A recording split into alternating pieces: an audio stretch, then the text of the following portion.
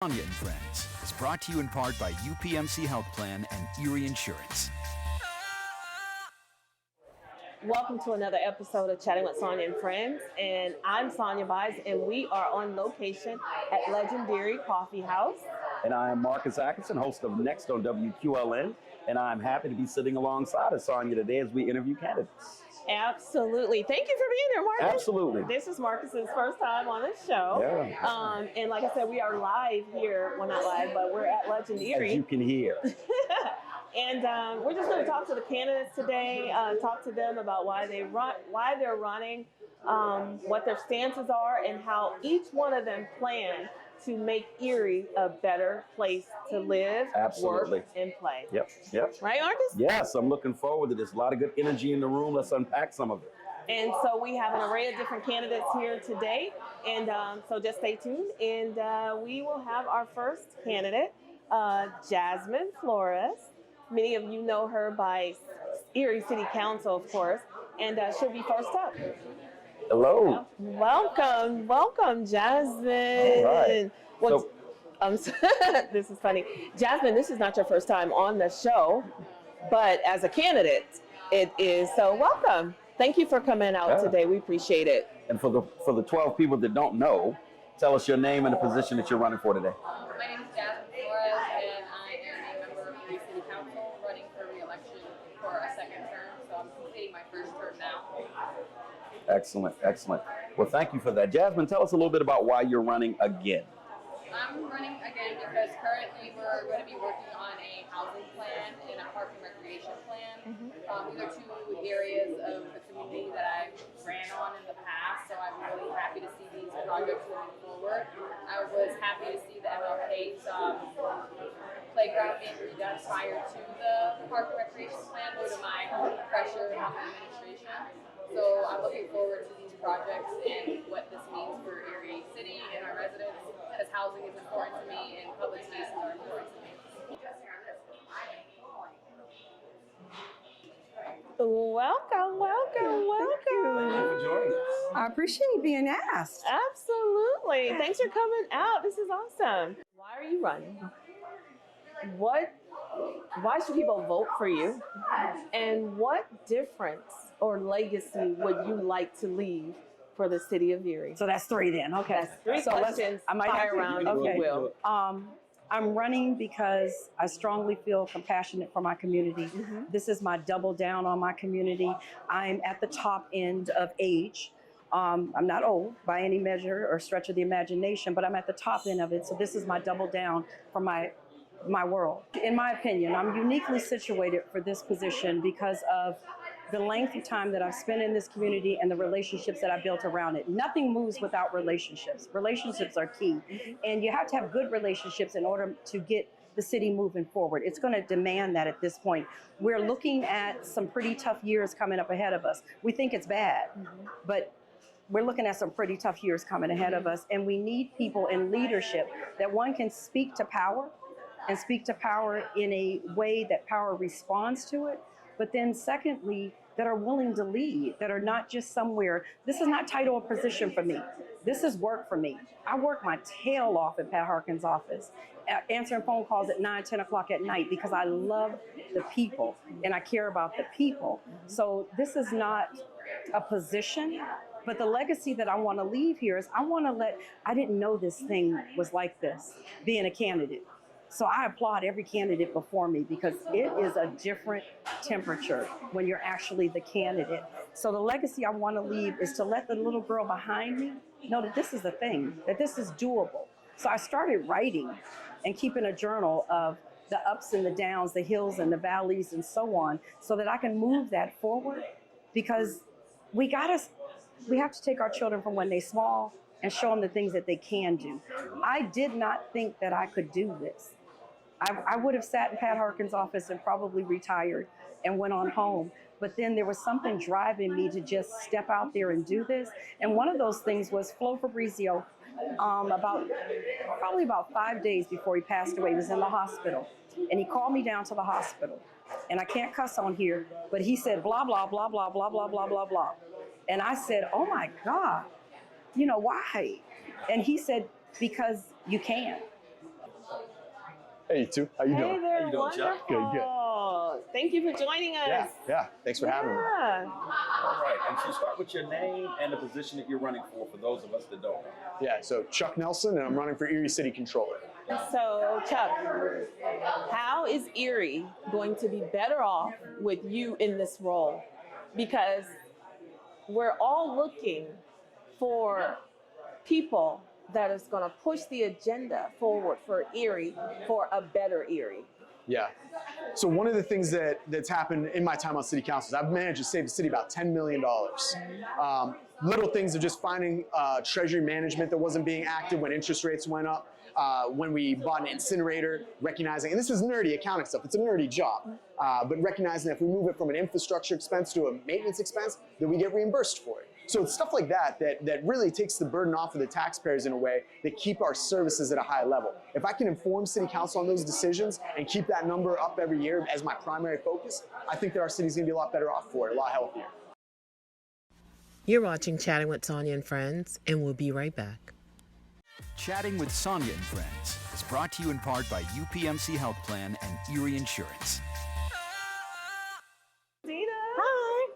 How are you today? Good. How are you? Good. All is well. Welcome. Thank you for you. coming. We Yes. appreciate it. Thanks for having me. If you can kind of give your thoughts on Erie and Erie County. It's a very generational town. Some would say even very cliquish. How do you view Erie, and what do you think Erie's strengths are that you can build upon in your candidacy? So I do think it's, I would always say it's very polite, but not very inclusive, right? And that's what I found when I first moved here and the people in my neighborhood and in my community. I would say, Bloomington Normal is an insurance town as well. State Farm is headquartered there. But I felt like even from the beginning, the dichotomy here is a lot greater. Not that there's not poverty in Bloomington Normal, there absolutely is. But I felt like the amount of poverty and the amount of wealth, that dichotomy is greater in Erie. But I also think that there is a lot of pride and a lot of hope. Well, I don't want to say there's a lot of vested interest in making Erie better, and that I think has been tarnished a little bit. That people don't feel the hope that I think that they need to actually move everything forward, and that's what I would hope to harness to make Erie to make a difference. So, what's your take on DE&I? And again, it's not just black and white. No, I mean, I've never understood why it became the taboo that it has, because in reality, I think if you ask someone and you don't use those letters, everybody wants everything to be more inclusive, more equitable. They want to get a variety of voices. So, I think that it's integral into who we are as a society, and especially as the United States, where we all come from a variety of places. So I don't understand why it's taboo at all, and how it got turned into that. It's like, whoa, right? They got turned into something that it really isn't. And is that something that you would embrace in your administration? I think that's one of the things that Sonya's trying to do. Absolutely. It's something that I've embraced my entire time, when I've been a business owner. That's what I always try to say. I walk the walk. So, I have a variety of people in every version of DEI that you can think of, between, people with disabilities, people LGBTQ, people that are African American and Latino and everything else. And that's because you want the best people. It doesn't matter. None of that other stuff matters.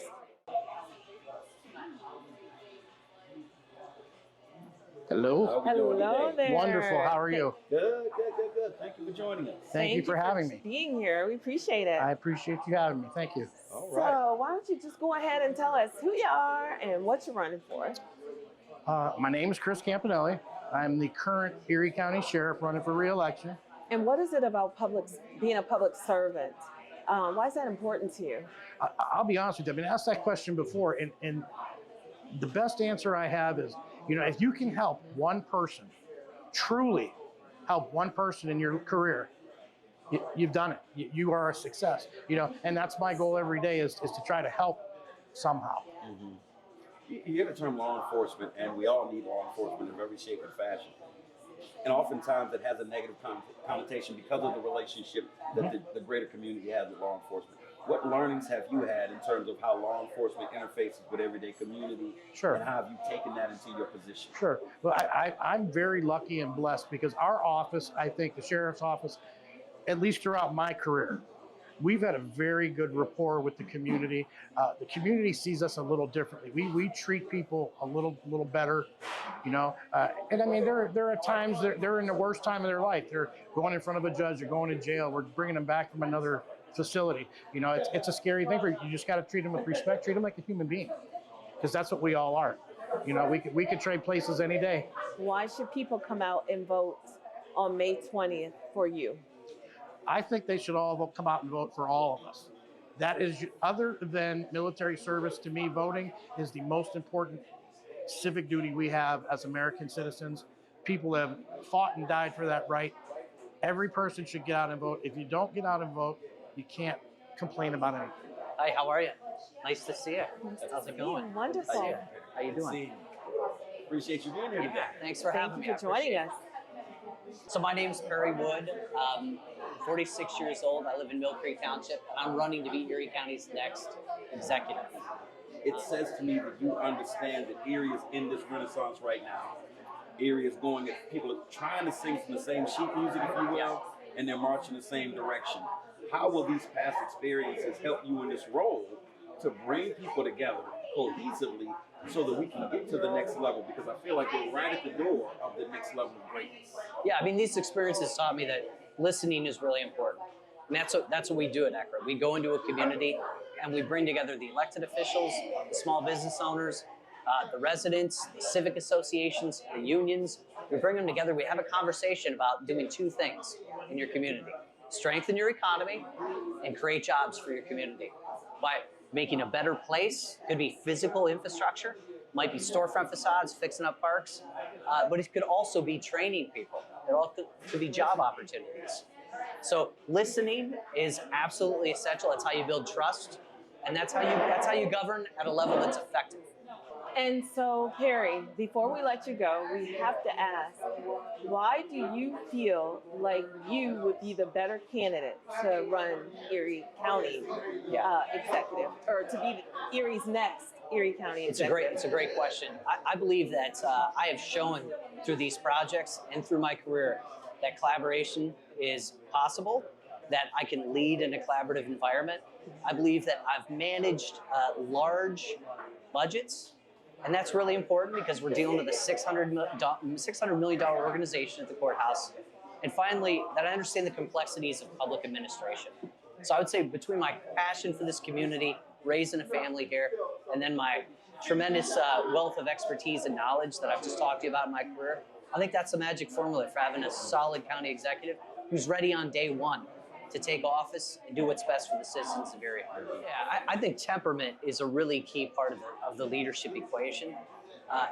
Having a solid relationship with county council, which, let's be honest, it's been very conflict oriented, but bringing them into the decision-making process rather than constantly competing with them, that's step number one. You have to bridge the gap. And just because I know those folks and 4 of the 7 have endorsed me, it's not enough. You still have to build trust, and you have to bring them in, make them heard in that leadership process, and I'll commit to do that. Plus, it's not just an executive council concept. The people in general right now in Erie County feel distant from county government because they don't have an executive who interacts with them. They don't have an executive who talks with them. They don't trust the county executive. That's a big bridge that needs to be built right now. You're watching Chatting with Sonya and Friends, and we'll be right back. Chatting with Sonya and Friends is brought to you in part by UPMC Health Plan and Erie Insurance. Hi guys. Welcome. Thank you. Daria. Great. Thanks for having me. Thanks for being Of here. course. This is awesome. Thank you for joining us again. Of course. What are you saying to the undecided voter at this late stage in the game? Yeah. So I'm talking to the voters about issues that matter to them. I'm saying to them, what do you think about the city right now? What do you think about the state of the city? What are the things you're worried about? That's how we start the conversation. And then if they bring up issues, I'll say to them, look, again, I like Joe, but I don't see action on our streets. You know, I talked to a gentleman, Southeast Erie, just off of Bird Drive, Roxanne Drive, right up there. He said to me, my street's not been plowed in 46 years. And I was like, sir, That's unacceptable, you know? So we start to have those conversations about action, about policy, about how we can make Erie better. And that typically, look, they're not all gonna go for me, but if I can at least convince them, Erie can be better, we can do this together, here's the concrete things, that's the best I can do. And you know, everybody feels disillusioned right now. Everybody just feels over it. I understand that. But we love our city. We, all of us, you guys, what you do, what I do, we love our city. And I tell people, I love this city more than anything because it made me, it poured into me. I am ready to give it back everything it gave me. I am ready to work as hard as I need to work. I have the energy. I have the background. Marcus, thanks for saying that. I have the ability to get things done. And I believe we can build an Erie that works for all of us. Mr. Keys. Good to see you. How are you? Hey, how you doing? Good, good, good. Thanks for stopping by. Oh, it's my pleasure. As a footnote, I have not changed. You know, everybody goes through things, especially elected officials, but I have not changed. My goal is still to make Erie a better place, specifically the 4th District, where a lot of us do actually work, live, and play. I live in the 4th District, which comprised of Southeast Erie, East Mill Creek, and Wesleyville. I'm asking for your vote. I will be a tireless advocate for our communities. There are things that I want to do, like our corridor from the east. Why should there be a corridor from the west and not from the east? And so I'm looking into, I've been saying that if you are going west from Buffalo Road, you can tell where Harbor Creek ends. And then if you continue further, you can tell where Wesleyville ends and you end up in the city. And it's my assertion that if we don't start investing in this area, in 20 years, Wesleyville is going to look like the city, and the city is going to be unrecognizable. Hello, hello. Thank you. How you doing? Thanks for having me. Yes, sir. Thank you for coming. Yeah, no, my pleasure. We appreciate it. We are at a really critical moment in our country's history, in our county's history. We've seen a lot of chaos at the federal level, a lot of uncertainty at the federal level. Some of that uncertainty has crept its way into local government as well. And I think the county government provides one of the most essential resources for the people of Erie County. It is where you get the most essential functions of government, the things that really matter to people. We're talking about community health. We're talking about children and youth. We're talking about Office of the Aging and helping the elderly. We're talking about folks that need drug and rehabilitation services, right? Folks that are in the system, in the county prison system, right? The kind of environment that they find and that they meet when they're within that system will help dictate how successful they're going to be to get out or to be successful when they do get out. And not to mention the fact that the county government also oversees the administration of our elections. And so, as you said, Marcus, I have been involved in politics in a number of ways, particularly over the last 10 years, although I've been kind of a political junkie since I was about 13 years old. But I've been involved in a number of campaigns. I've been involved in a lot of party politics and doing all those things. And at the heart of all that has been work that I thought was important for the community at large, trying to make sure that we supported the candidates that represented good community values, good democratic values, small d democratic values as well. And that's at a premium these days. And that's why I'm running for county council this year. I mentioned my 3 children. I have 16 and 12-year-old daughters and a 4-year-old son. The decisions that we make today on county council and in other forms of municipal government not only impact their lives tomorrow, but are going to determine whether they decide to stay in this community when they're adults as well. Hello there, how are you? Hi there, Carl. Great to see you this evening. Hi. Thanks for joining us. Thank you for having me. Yes, sir. All politics is local, and I think, particularly in our community, we have prided ourselves to be able to stay away from the extreme sways of national politics, and we continue to serve as a community and people who have served serve for the community. Never before in my lifetime have I seen such extremism and such a extreme agenda on both sides of the aisle that is being put forward. I think it's devastating to the community. It's destructive to the community. I'm about collaboration and unity. My record proves that from the time that I served in office. And when we have local people committed to serving for the local community, we can achieve endless amounts together for everybody. But when we have extremist agendas that do nothing but continue to divide us and create divisiveness, our community is going to suffer. The people in this community are going to suffer. And we have a real crisis in this county. And the crisis is right at the top. We have a leadership crisis in county government. We don't have elected leaders that will fight for this community. We have nothing more than placeholders. I don't have to make any promises to people or make platitudes of political ideologies because I have action on the record. My record puts my money where my mouth is. County government affects all of our lives because the services that county government provides are much more than economic development. And we keep hearing this punch word of economic development, which in and of itself has failed in this community. But what county government delivers is a community development, and that's much more important than just economic development. That is uplifting our entire county and ensuring that everybody has a seat at the table, everybody has the opportunities to ensure a better life, and that's what I fought for, and that's what I will continue to fight for. Well, thank you very much for joining us this evening or today, and we appreciate it. Thank you. And good luck to you. Yeah, thank you so much. Yeah, it was a real pleasure. Thank you. Thank you. Yeah, thank you very much. This concludes our episode of Meet and Greet with the candidates. Well, not meet and greet. They just came out to tell us, who they are while we're voting for them.